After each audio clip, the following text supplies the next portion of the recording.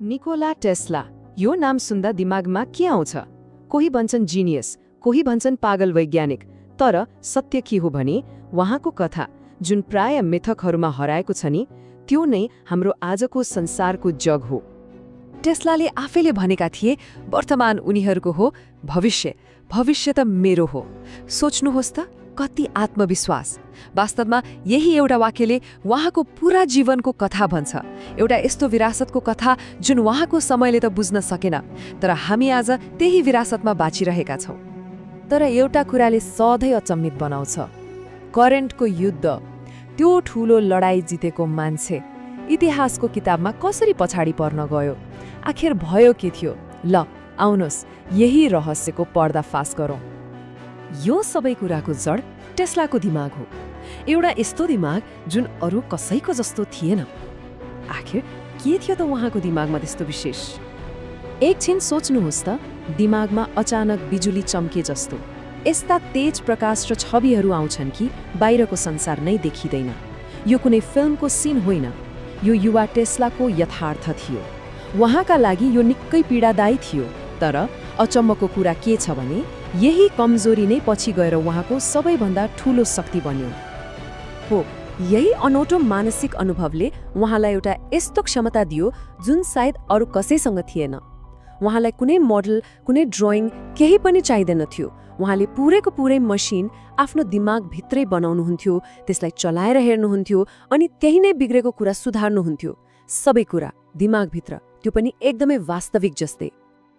अब उहाँको परिवारको कुरा गरौँ। त्यहाँ पनि दुईवटा कुरा थिए। एकातिर उहाँका एकदमै प्रतिभाशाली दाजु थिए, जसको दुःखद मृत्युपछि उहाँमाथि ठूलो दबाव आयो। अनि अर्कोतिर उहाँकी आमा, जो आफैमा एक आविष्कारक हुनुहुन्थ्यो, घरकै सामानबाट नयाँ नयाँ उपकरण बनाउनुहुन्थ्यो। यही दबाव र प्रेरणाको मिश्रणले टेस्लालाई टेस्ला बनायो। र यही असाधारण दिमाग लिएर उहाँ पुग्नुभयो इतिहासकै सबैभन्दा ठूलो प्राविधिक युद्धको मैदानमा। यसलाई भनिन्छ करेन्टको महायुद्ध। र उहाँको प्रतिद्वन्दी अरू कोही थिएनन्, उहाँकै पूर्व हाकिम थोमस एडिसन। यो लडाईँ दुईजना मान्छेको मात्र थिएन, यो त सोच्ने दुई तरिकाको लडाईँ थियो। एकातिर थिए एडिसन, जो हजारौं पटक फेल भएर एउटा सही बाटो खोज्थे। अर्कोतिर थिए टेस्ला, जसले आफ्नो दिमागमै सही समाधान देख्थे एकै पटकमा। भन्नुपर्दा यो परिश्रम र दूरदृष्टि बीचको टकराव थियो। अब टेक्नोलोजीको कुरा गरौँ। यसमा त कुनै शङ्का नै थिएन। टेस्लाको एसी सिस्टम धेरै गुणा राम्रो थियो। एडिसनको डीसी करेन्ट, त्यो त केही किलोमिटर पर पुग्दा नपुग्दै कमजोर भइहाल्थ्यो। मतलब हरेक टोलटोलमा पावर प्लान्ट चाहियो। तर टेस्लाको एसी, त्यसले त 100 किलोमिटर टाढासम्म बिजुली पठाउन सक्थ्यो बिना कुनै समस्या। आज हाम्रो घरमा बिजुली आउँछ नि, त्यो यही एसी सिस्टमको कारणले हो। र भयो पनि त्यस्तै। शिकागोको विश्व मेला झिलिमिली पार्नेदेखि लिएर नायग्रा फल्सको त्यो अथाह शक्तिलाई बाँधेर बिजुली निकाल्नेसम्म एसीले जित्यो। तर यो जितको मूल्य टेस्लाले चुकाउनु पर्यो। आफ्नो पार्टनर जर्ज वेस्टिङहाउसलाई आर्थिक सङ्कटबाट बचाउन उहाँले आफ्नो रोयल्टीको सम्झौता नै च्यातिदिनुभयो। त्यो एउटा सम्झौता जसले उहाँलाई करोडपति बनाउन सक्थ्यो। यो एउटा यस्तो निर्णय थियो जसको पछुतो सायद उहाँलाई जीवनभर रह्यो। करेन्टको युद्ध त जित्यो, तर टेस्लाका लागि यो त केवल सुरुवात थियो। उहाँको दिमाग अब अझै ठूलो कुरा सोच्दै थियो।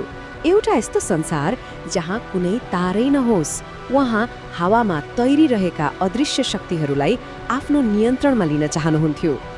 र यो सपनाको चाबी थियो टेस्ला कोइन।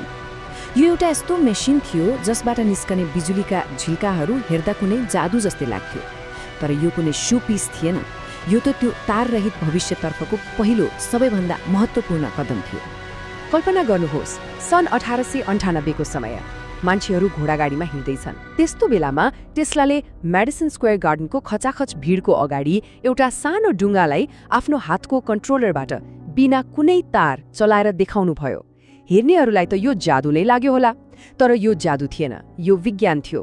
र त्यो दिन रोबोटिक्सको जन्म भएको थियो। अब कुरा गरौँ टेस्लाको सबैभन्दा ठूलो सपनाको र सायद सबभन्दा ठूलो असफलताको पनि। उहाँको त्यो महत्त्वाकांक्षी योजना, पूरै संसारलाई तार बिना नै ऊर्जा र सूचनाले जोड्ने। 187 फिट, हो यति अग्लो थियो त्यो टावर। यो टेस्लाको सबैभन्दा ठूलो सपनाको उचाइ थियो। तर यो इँटा र फलामको टावर मात्रै थिएन, यो त पुरै पृथ्वीलाई जोड्ने एउटा विशाल एन्टेना थियो। उहाँको त्यो अविश्वसनीय सोचले एउटा भौतिक रूप लिएको थियो। उहाँको योजना खाली मेसेज पठाउने मात्र थिएन, त्यो त निकै सानो कुरा भयो। उहाँ त एउटा यस्तो सिस्टम बनाउँदै हुनुहुन्थ्यो जसले संसारको जुनसुकै कुनामा समाचार, फोटो र सबैभन्दा ठूलो कुरा तार बिना नै बिजुली पुर्याओस्। सोच्नुहोस् त, आज हामी इन्टरनेट र वायरलेस चार्जिङको कुरा गर्छौं, उहाँले त्यो सपना एकै ठाउँमा 100औं वर्ष अगाडि नै देखिसक्नु भएको थियो। तर यो महान सपना एउटै सानो तर शक्तिशाली प्रश्नले चकनाचुर भयो। प्रोजेक्टमा पैसा लगाउने मान्छे जेपी मोर्गन, उनले सोधेछन्, ठिक छ, तर यदि सबैले सित्तैमा बिजुली बाल्न पाउँछन् भने हामी मिटर कहाँ जोड्ने? जब पैसा कमाउने तरिका नै देखिएन, लगानी बन्द भयो र त्यही दिन त्यो टावरसँगै टेस्लाको सपना पनि ढल्यो। तर कथा यहाँ सकिँदैन।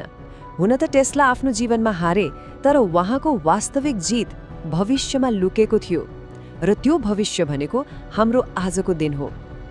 सुन्नुहोस् है, 1926मा टेस्लाले के लेखेका थिए?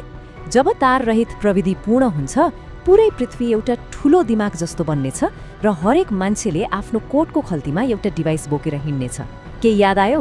उहाँले त लगभग 1 शताब्दी पहिले नै स्मार्टफोन र इन्टरनेटको भविष्यवाणी गरिसक्नु भएको थियो। अचम्म लाग्दो छ हैन? उहाँका भविष्यवाणीहरू र आजको हाम्रो वास्तविकतालाई दाँचेर हेर्दा त साँच्चै अचम्म लाग्छ। उहाँले भनेको त्यो खल्तीमा बोक्ने डिभाइस आजको स्मार्टफोन हो। उहाँले भनेको त्यो विश्वव्यापी मस्तिष्क भनेको इन्टरनेट हो। अनि उहाँले कल्पना गरेको पाइलट बिनाको हवाई जहाज भनेको आजको ड्रोन हो। यस्तो लाग्छ उहाँले समय यात्रा गरेर भविष्य देखेर आउनुभएको थियो। भन्नुको मतलब उहाँले जुन भविष्यको सपना देख्नु भएको थियो, हामी आज त्यही संसारमा बाँचिरहेका छौं। साँच्चै भन्नुपर्दा उहाँको काम नभएको भए हाम्रो आजको दुनियाँ सायद यस्तो हुने नै थिएन। अन्त्यमा एउटा कुरा, टेस्लाका लागि टेक्नोलोजी भनेको मानिसहरूलाई जोड्ने र संसारमा शान्ति ल्याउने एउटा माध्यम थियो। आज हामी उहाँले कल्पना गरे जस्तै जोडिएको संसारमा त छौं, तर एउटा प्रश्न आफैलाई सोधौं, के हामीले उहाँको त्यो महान सोचलाई साँच्चै पूरा गर्न सकेका छौं त? यो प्रश्नमा सोच्न साँच्चै जरुरी छ।